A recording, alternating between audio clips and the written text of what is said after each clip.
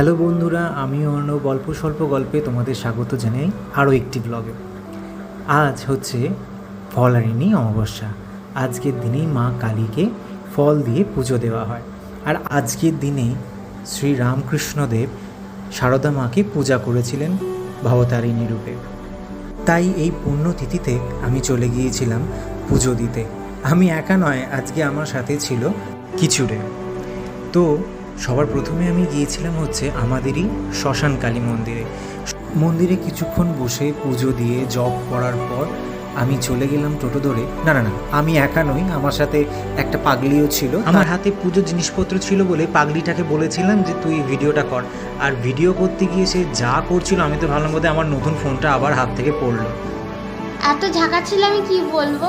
হ্যাঁ, মানে রাস্তাটা হাটের রাস্তা দিয়ে আমরা যাচ্ছিলাম নিস্তায়নী কালীবাড়িতে। তো হাটের রাস্তাটা একটুখানি খারাপ, একটুখানি কি বেশ খারাপ। তো একটুখানি জার্কিং হচ্ছিল টোটোতে, তো আমার ভয় লাগছিল। কি বল? তাই নিয়ে এখন আমার কোমর যন্ত্রণা হচ্ছে, কি বলবো না, অত বুঝতেই পারছো রাস্তার কিরম অবস্থা হচ্ছিল, কারণ ওর কোমরে যন্ত্রণা স্টার্ট হয়ে গেছে। তো আমরা চলে এলাম হচ্ছে নিস্তায়নী কালীবাড়ি মন্দিরে। তো দেখতেই পাচ্ছ মা ওই অত দূরে। আর এই মন্দিরটা কিন্তু অনেক বছরের পুরাতন, অনেক বছর। তোমরা আশপাশটা দেখলেই বুঝতে পারবে। এবং এই মন্দিরে ভিতরটাতেই যেন মনে হয় মেলা লেগে রয়েছে, এত দোকান রয়েছে। ওখানেই পুজোর জিনিসপত্র পাওয়া যাচ্ছে, ওখানে খেলনা পাওয়া যাচ্ছে, তাঁবার জিনিসপত্র, পিতলের জিনিসপত্র, তারপর ওখানে খাবারেরও অনেক রয়েছে, তারপর খেলনা বাচ্চাদের খুব সুন্দর সুন্দর, তারপর পাথরের জিনিসপত্র, মায়ের ছবি, তো সব কিছুই পাওয়া যায়। হ্যাঁ, শাঁখা পলা নোয়ারও জায়গা আছে, কারণ এই কালীবাড়িতে বিয়েও হয়। এবং আমাদের এখানে একটা নিয়ম আছে, বিয়ে হলে এই মায়ের কাছে এসেই নাকি শাঁখা পরে যেতে হয়। এটা আমি আমার বাড়িতে দেখেছি, মানে আমি আমার মাকে দেখতাম যে যখনই মায়ের হাতে শাঁখা বেড়ে যেত, মা এখানে এসে শাঁখা পরিবর্তন করতো। তো এটা মায়ের মনের ধারণা ছিল বা মায়ের মনের বিশ্বাস ছিল যে এই মায়ের কাছে এসে শাঁখা পরলে তার শাঁখার সিঁদুর অক্ষয় থাকে।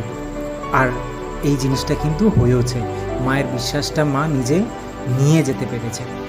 তো যাই হোক, এখানে আমি পুজো দেওয়ার পর একটু চারপাশটা ঘুরে তোমাদের দেখাবো বলে ভিডিও করছিলাম। তোমাদের আরেকটা কথা বলে রাখি, এই মন্দিরের সাথে রানী রাসমণিরও কিন্তু একটা যোগসূত্র আছে। এবং এই যোগসূত্রটা খুব অদ্ভুত।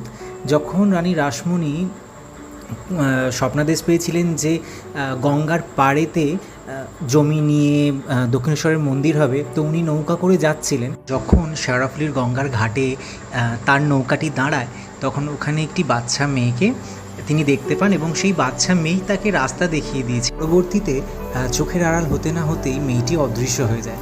এই মেয়েটি আর কেউ ছিলেন না, স্বয়ং মা কালীই ছিলেন। তারপর আমরা চলে গেলাম হচ্ছে শেওড়াফুলির আরেকটি কালী মন্দিরে। আসলে এই মন্দিরটির সাথে আমার ছোট্টবেলার যোগাযোগ, মানে যখন আমি ক্লাস 6-এ পড়ি, আমি শূন্য স্কুলে পড়তাম শেওড়াফুলির। তো সেই 6-এ পড়ার সময় আমি এই মন্দিরটায় মাঝে মধ্যেই স্কুলে যাওয়ার সময় যেতাম। তো তারপর বহু বছরের একটা লম্বা গ্যাপ, আমি মা অসুস্থ হওয়ার সময় এই মন্দিরে আবার হঠাৎ কোনো মানে কারণ ছাড়াই একবার গিয়েছিলাম। তো তারপর থেকে এই যে ব্রাহ্মণ আছেন, এই ভাইয়ের সাথে আমার খুব ভালো সম্পর্ক হয়ে যায়। এবং ওই যে পাশে নীল শাড়ি পরা যে ঠাম্মাটা রয়েছে, তার সাথেও আমার খুব ভালো সম্পর্ক হয়ে যায়। তো আমি গিয়ে চলেই আসছিলাম, তো ভাই বলল যে দাদা হোমটা হচ্ছে, তুমি হোমটা দেখে যাও। তাই ভাবলাম যে তো হোমটাও তোমাদের সাথে শেয়ার করি। আজকে একটা খুব ভালো দিন। ওখানে গিয়ে একটা খারাপ খবরও শুনলাম, মানে এই যে পুরোহিত ভাই আছেন, ওর বাবার হঠাৎ করে স্ট্রোক হয়েছে। তো সেটা শুনেও খুব খারাপ লাগলো। তাও ওই অবস্থায় এসে মায়ের পুজো করছে। মা নিশ্চয়ই জেঠুকে সুস্থ করে তুলবেন। তো তোমরা দেখো মাকে কি সুন্দর একজন ফল দিয়ে মালা তৈরি করে দিয়েছে। আমরা তারাপীঠে দেখতে পাই মাকে আজকে বিভিন্ন রকম ফল দিয়ে সাজায়। তো এখানেও মাকে কি সুন্দর একজন তার এক ভক্ত নানা রকম ফল দিয়ে একটা সুন্দর মালা তৈরি করে দিয়েছে। আর ভাই সত্যি খুব ভালো পুজো করে, এত সুন্দর মন্ত্রপাঠ করে যে তোমাদের কি বলবো। আর যজ্ঞর আগুনটাকে দেখো কি সুন্দর লাগছে, আর তার সাথে মায়ের মুখটা, আহা। কিছুরে, এই যে তুই আজকে আমার সাথে গেলি, তো তোর কেমন লাগলো? ভালো লেগেছে খুবই। মানে কোন জায়গাটা সব থেকে বেশি ভালো লেগেছে? এই বড় বাবার এখানে আর নিস্তারিণী কালীবাড়িতে। কেন আমাদের শ্মশান কালীটা তোর ভালো লাগেনি? লেগেছে, তার থেকে বেশি এখানটা বেশি ভালো লেগেছে। যদিও আমার ওকে প্রশ্ন করাটাই ভুল হয়েছে। ভগবানের জায়গা সব জায়গায় ভালো, এরমভাবে কোনো ভালো মন্দর বিচার হয় না।